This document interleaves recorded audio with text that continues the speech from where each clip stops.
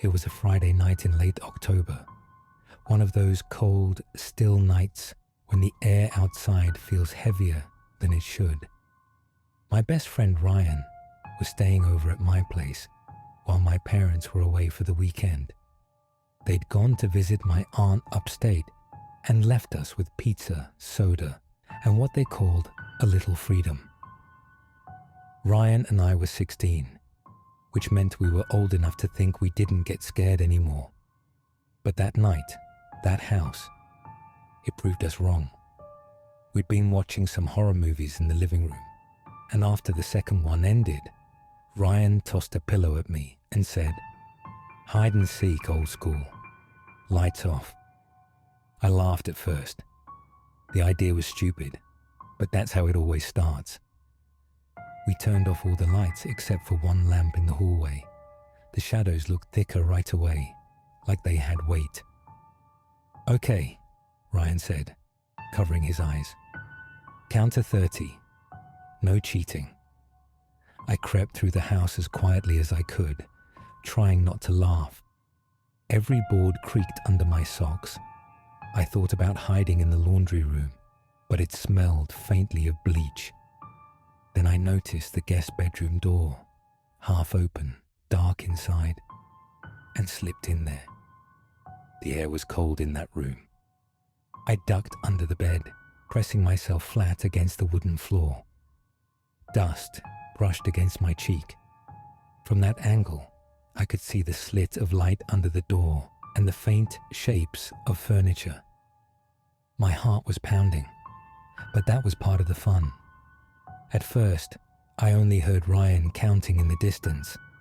Then the house fell quiet, and after a few seconds, I heard breathing. It was slow, shallow, and close. So close I could almost feel the warmth of it moving the dust beneath the bed. I froze. My lungs ached from trying not to breathe. I thought maybe Ryan had found me already and was trying to freak me out. But then I realized the sound was coming from behind me. The bed frame creaked slightly, just enough for me to feel the vibration through the wood. I whispered, "Ryan?" No answer. The breathing stopped. Then, out of nowhere, the door to the room opened wider.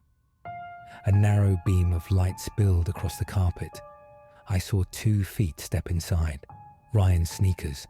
He said, "Dude, where are you?"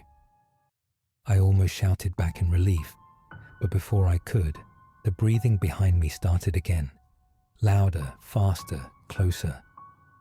Ryan moved around the room, opened the closet door, then closed it. I could see his legs from under the bed. And right as he turned to leave, something shifted beside me. The mattress above me dipped, like someone was lying down. I bit my hand to keep from making a sound. Ryan's voice echoed from the hall. "All right, I give up." I stayed there for another few seconds.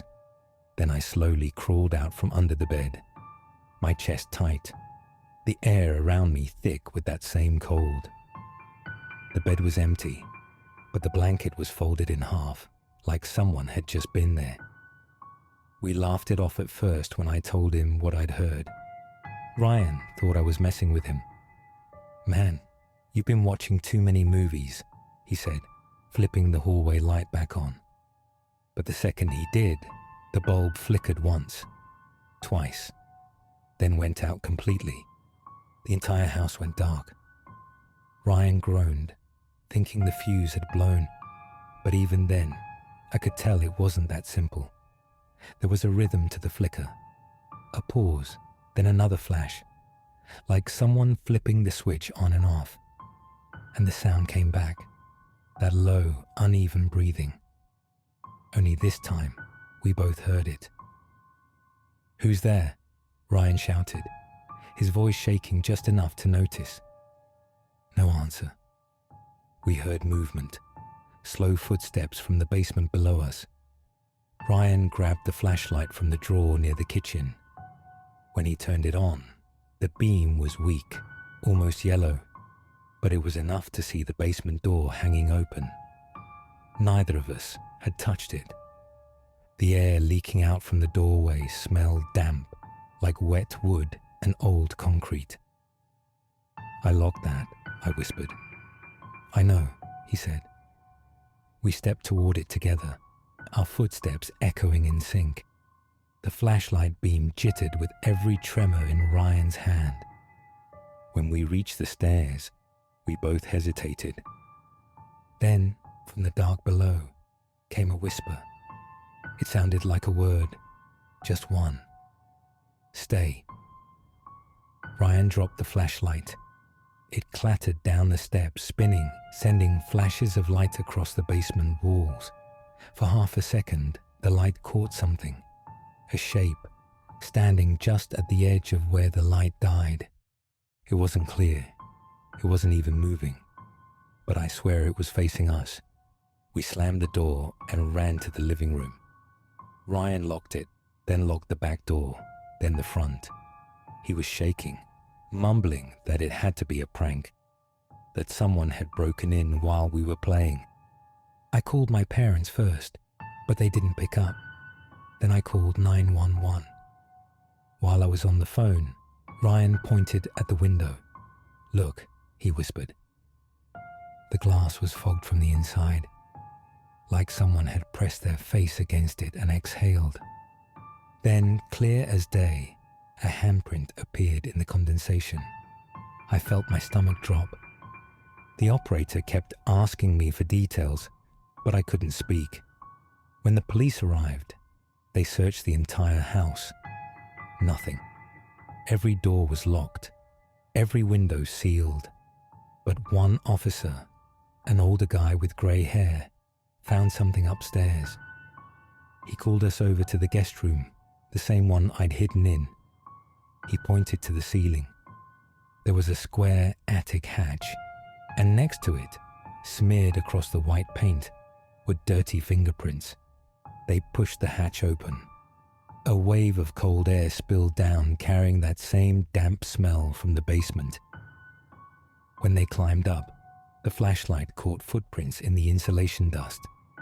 Dozens of them, bare feet. And then the cop said something I'll never forget. "There's only one set of prints going up." After that night, my parents never left me alone again. The police said maybe it was an intruder who slipped out before they arrived, but they couldn't explain the footprints or why there weren't any leading down. I never went in that guest room again.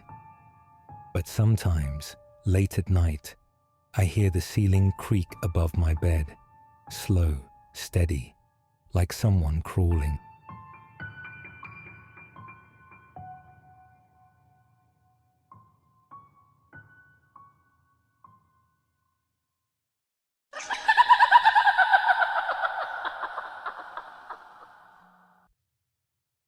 It was July. I was 14, and most nights were the same. Me, my best friends Matt, Brandon, and Cole, hanging out in my backyard after dark, daring each other to go deeper into the woods behind my house. That night started like any other.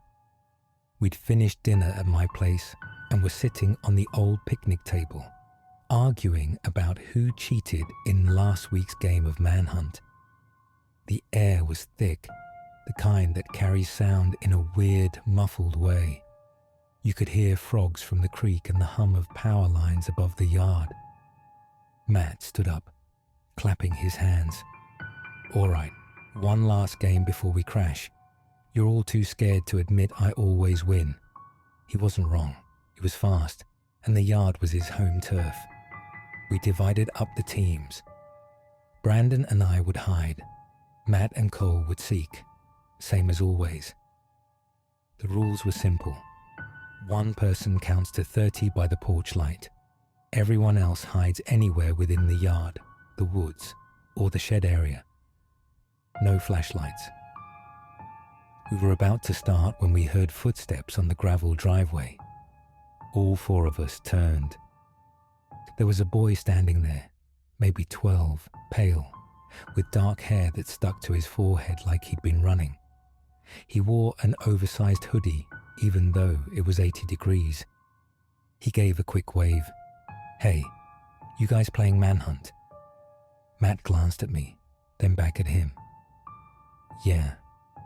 You from the neighborhood?" The kid nodded, but didn't say where exactly. He had one of those faces that's hard to remember. Not ugly, not striking, just blank. But his eyes lingered too long when he looked at you, like he was studying something behind you. Cole shrugged. "Sure, man. You can join." The kid smiled. Not wide, just a flicker of a grin. "Thanks, I'll hide." Before we could even count, he ran off into the trees. We started the round. Matt counted by the porch while Brandon and I sprinted across the yard toward the fence. We ducked behind the tool shed, the one my dad built years ago with a rusted padlock that never worked right. From there, you could see into the woods, just a narrow path that disappeared into blackness. We crouched behind it.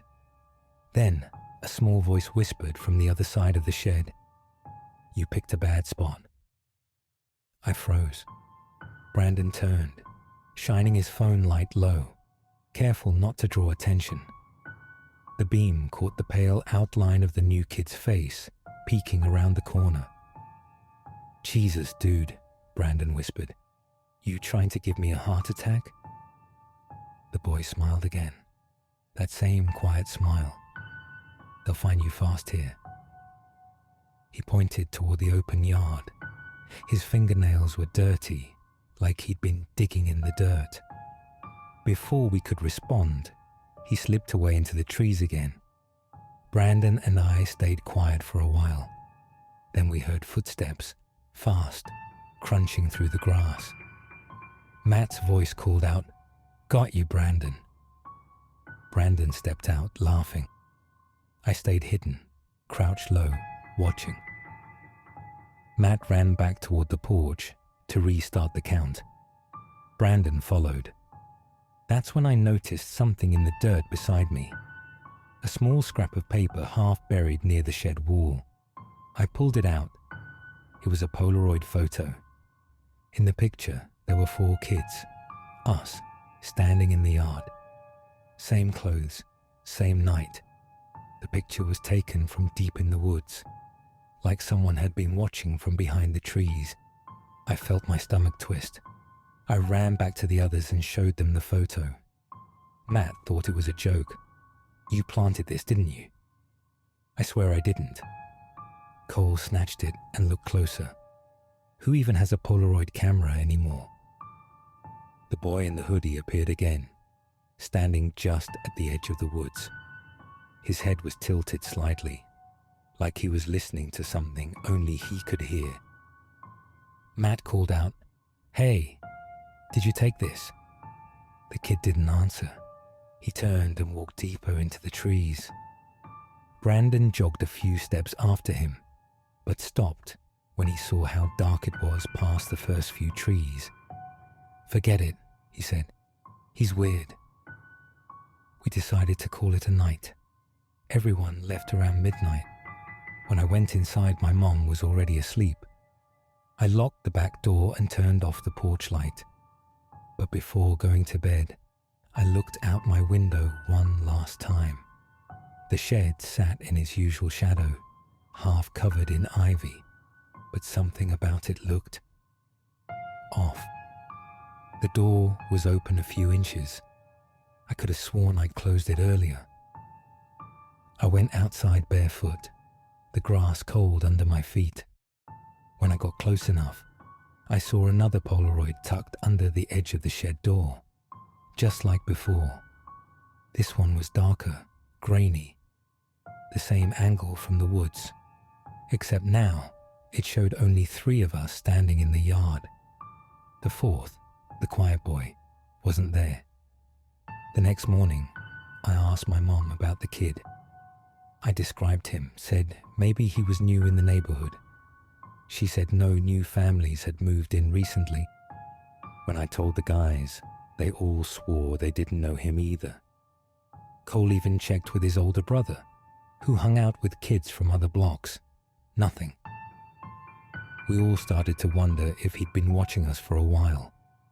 That night, Matt wanted to prove it was nothing. "We'll play again," he said.